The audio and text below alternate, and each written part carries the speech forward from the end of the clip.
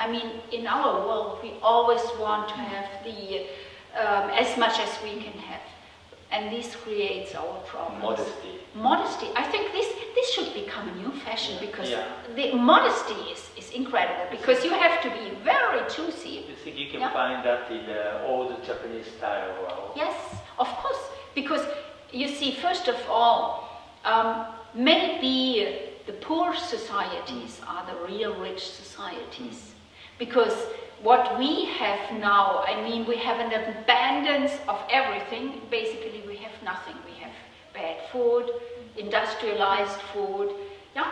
In former times, people had their apples and vegetables in their garden, and they kept this garden. This was very precious for them, and they eat their own food. They exactly knew what they did. They knew how to plant a carrot, and they knew where their rice is coming from.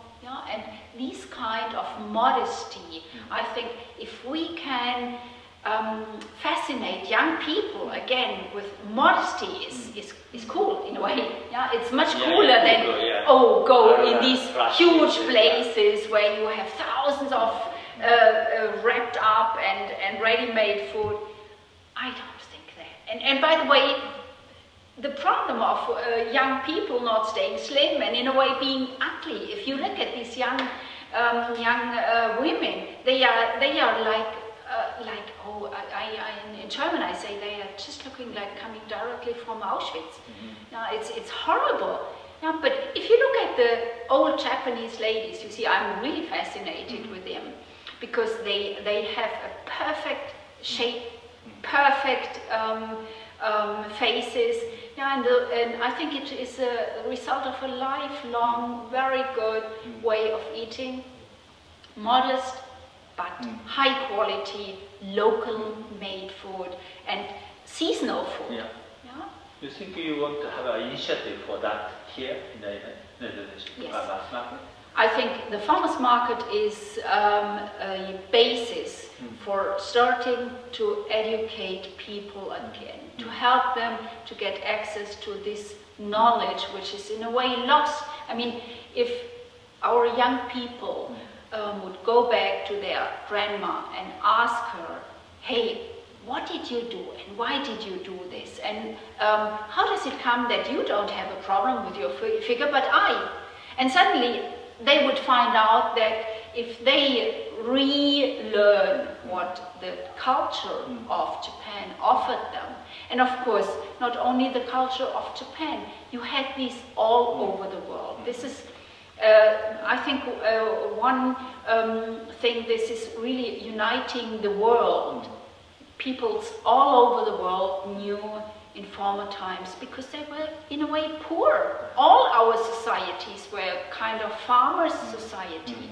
Yeah? So people were modest and they stick to what they have, and they were much more happy than we, who have to go outside and buy new stuff every day, and you have it and then it's old the next day. I think this is also unhealthy, and we could be much more relaxed and much more happy in any sense if we adapt the way our ancestors used to live. Not only those 1,000 years ago, but your grandmother. Yeah?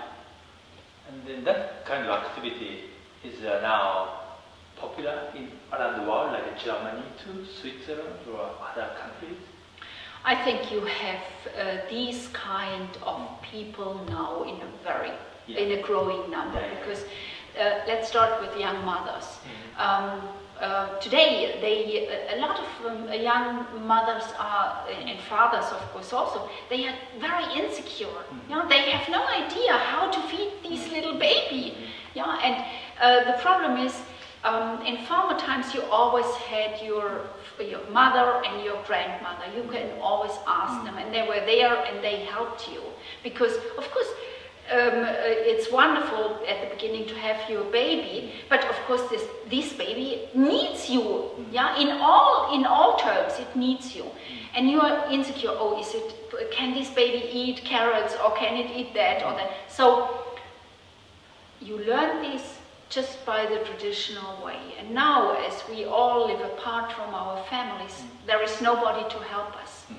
So the farmers market at the UNU can help people again to learn this, or ask the question. They can come to us and say, please help us. I don't know what to do with that. Can you please help me? Can you please organize a class where we can learn about preparing healthy food?